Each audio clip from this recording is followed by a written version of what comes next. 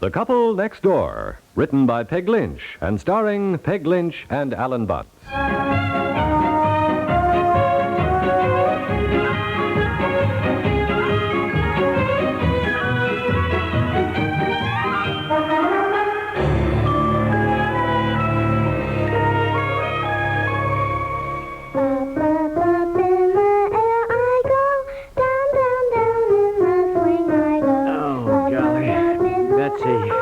Betsy, honey, darling. What's the matter? Look, I'm trying to work on his reports. Kind of hard to concentrate with that going on. Oh, darling, she's practicing. Yeah, I know, but We're paying for lessons. Don't you want her to practice? Well, sure, but golly, I came home early this afternoon so I could get some work Well, done. honey, she has a lesson this afternoon. Seems to me we're paying $8 a lesson that we ought to... $8? Well, now you knew that. I thought it was $5, which is bad enough. No, it's $8 when they come to the house. Well, why didn't we pick a teacher where Betsy goes to her house? Well, the ones who were any good either didn't teach in the summer or they were already booked up. And anyhow, Ann Lundell recommended this woman.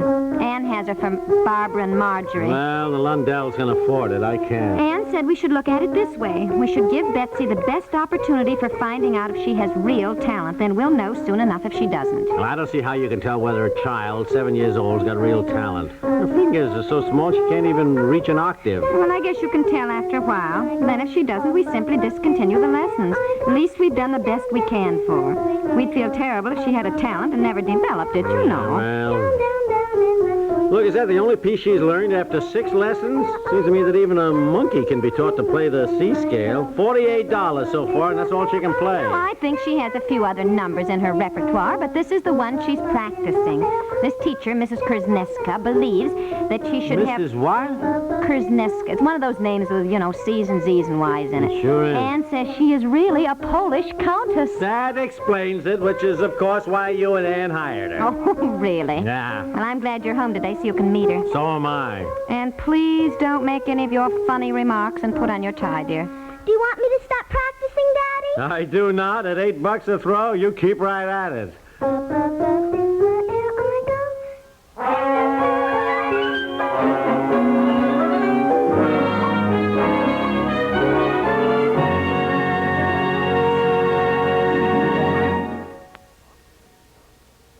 Lots of things stop over summer weekends. Business offices and stores are closed. Cities are half deserted as people take off for the woods and beaches. But however the week's routine changes, the news keeps right on happening. Heads of state make pronouncements that may change the face of the world. Humble citizens know triumph or tragedy. In the world of sports or entertainment, new stars and heroes flash into prominence.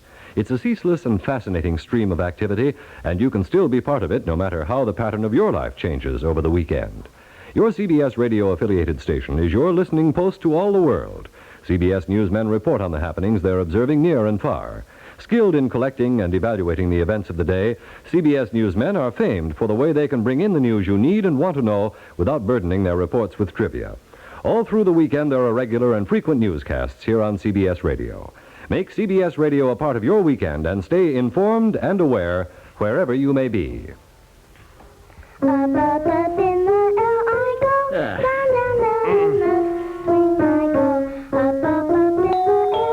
Oh, somebody at the door. Must be the Polish countess. Oh, honestly, what is the matter with you?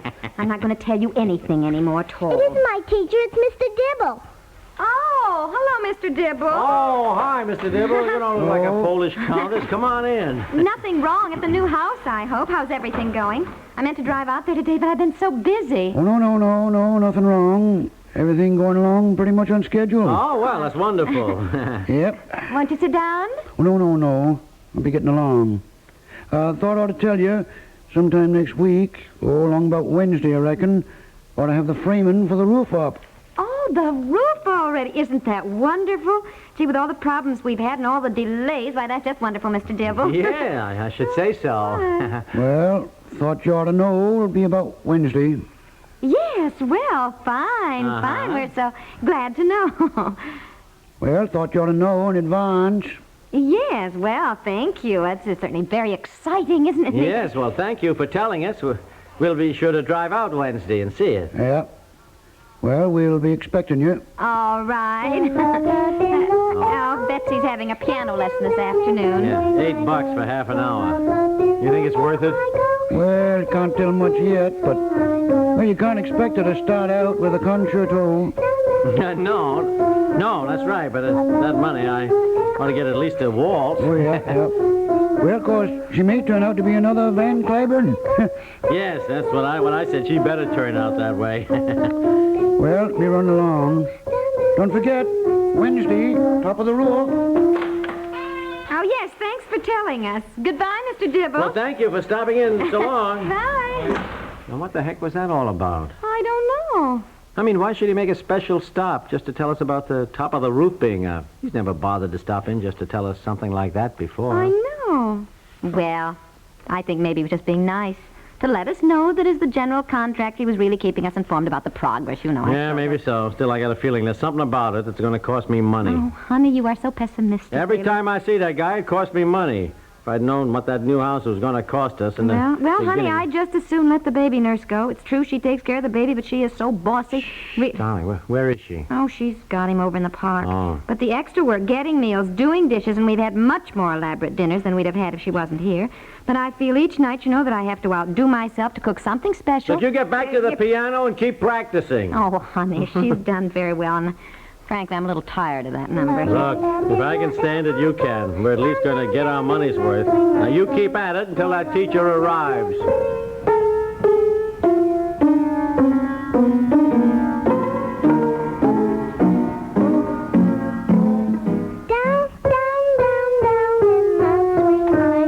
Excellent. Another gold star. Thank you. Thank you, what? Thank you, Miss Kiskeska. Mrs. Kuznetska. Well, now, after all, she's not supposed to be learning Polish. She's learning how to play the piano. Darling, don't interrupt. Mrs. Kurzneska doesn't mind if we watch, but she doesn't like, you know, to have... Well, I'm sorry, but now that I have interrupted, I would like to ask Mrs. How do you think she's doing? Oh, but she's doing magnificently. You can see. Look at the front of her book. It is filled with gold stars. Well, yes, I know. I see all the gold stars. But that is wonderful. I do not give gold stars easily. You have to work to get the gold star from Mrs. Kuznetska. See, Daddy? Look, I've got 18 gold stars. Yeah. Isn't there a lot of gold stars with just 6 lessons? Well, really, dear Betsy has done exceptionally well. It is incredible the progress that Betsy has made in just 6 lessons. Oh, yeah? Well... You have not noticed? Well, yes, I guess so. Well, I mean, I'm not home very much. Oh, you travel? No, I don't travel. I just mean I'm mostly home mornings and evenings, and Well, it's summer and Betsy's outside a lot. She practices when Daddy isn't home, usually. Betsy, you must practice when Daddy is home. Yes, so Daddy can hear how the progress you make. Yes, well, I can see she has made some progress, of course, but frankly, I tell you, I think $8 is an awful lot. Dear. Well, I know my wife doesn't like me to talk about money, but... There's nothing wrong with talking about money. Now, there, you see, honey, she doesn't mind. But what is it exactly that you wish to talk about? Well, you see, Betsy's only 7 years old, and I think $8 for a half-hour piano lesson is a lot of money. But it is worth it, surely? Well, that's what I'm trying to find out. You know more about talent and ability than I do, naturally. Naturally? Yeah, naturally. And, well, I mean, you play better than I do. Naturally. Naturally? Well, as Betsy's father, I want to do the best by her, and while her mother and I feel that she does have some, perhaps, slight ability or a flair for music, whatever you want to call it. But I call it talent. You do? But of course. Oh, well, fine. I'm glad to know it. That's wonderful, but I don't see how you can really tell anything yet. You are not expected to know. That is why you ask me, no? No, I mean, yes. But I do know. I can tell. I studied under the great Godolphin. Oh, well... She studied under Godolphin, dear. Who's that? Godolphin. You have not heard of Godolphin, one of the greatest, perhaps the greatest piano teachers in the world. Honey. Oh, well, oh, yeah. Well, now that I... Yes, I guess I have, all right. Oh, sure. The time is up. That is all for today. And you have done so well, Betsy. Here is another gold star for perfect fingering, another gold star for expression, and another one for practicing. Thank you, Miss Kuznetska. Perfect. Another gold star for saying my name right. Oh, that's wonderful. And thank you. Goodbye and thank you. Goodbye and thank you. Next week, then. Goodbye. your daughter, if she practices, will be a great pianist. Oh, well, thank you. Oh, when you get that, dear, and I'll see Mrs. Corneska to the Yeah, door. okay. She's been so well. I am So glad. Hello. I hope that she doesn't. Yeah. Practice is What's the all matter? time, you know. Oh, sure. Wonderful time. Sure, drop on out to the house. All the time. Okay, Mr. Rogers, we'll be home. Goodbye. See you next week, Mrs. Corneska. You complain about $8 a lesson, then you spend 2 of them talking to her. Yeah. Mr. Rogers is dropping out. Said he wanted to see us. Said it was rather important. I told you, didn't I? I told you when Dibble dropped in here that something had gone wrong. Oh, golly. Now what?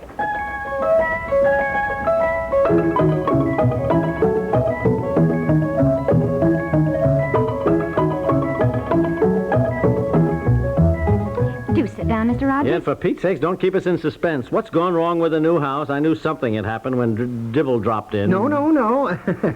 Nothing's gone wrong. It's just that Dibble phoned me because he didn't feel you understood why he told you about the roof going up. Well, that is true. We wondered why. I mean, it didn't seem important enough to make a special trip here to, stop in and see. Well, it is important. Yes, indeed. You see, when the top board of the roof framing is put up, it's sort of a custom to nail a little branch of a tree to the roof. It's called a roof tree. Oh, isn't that charming? It's a custom, huh? Yes, at least in this part of the country. Oh, well, that's a delightful custom, isn't it, dear? Oh, Isn't yes. that darling? Very, very interesting. Yes, it is. Well, we will certainly drive out there to see that. Yes. Well, Mr. Dibble wanted to make sure you'd be there. You see, it's also part of the custom for the owner or the builder, as you wish to call yourself, to throw a party. Throw a party? Yeah, for all the workmen. It's called a roof tree party. And I hasten to add that they all expect it. Throw a party for all the workmen? What do you serve? Well, that's up to you, of course. Some owners just have light refreshments, sandwiches. Others go so far as to have a catering service and make a big thing of it. Catering service? But I think you might compromise. But it's well to remember that it's the workmen who are doing the work. And if you want to get the best work out of anyone... Say no more. We'll throw a party. I knew it. Didn't I tell you it would cost me money? Oh, Betsy, no more practicing today. Your father and I just aren't up to it. Yeah, or else change the song to Up, Up, Up, Go the Bills.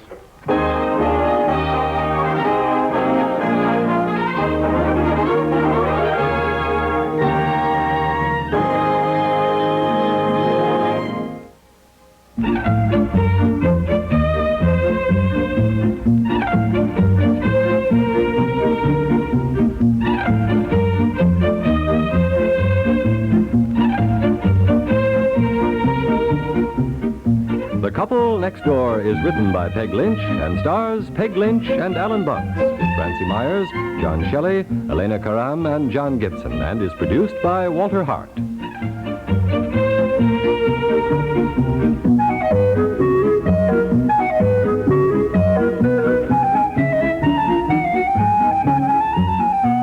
Listen again tomorrow to The Couple Next Door.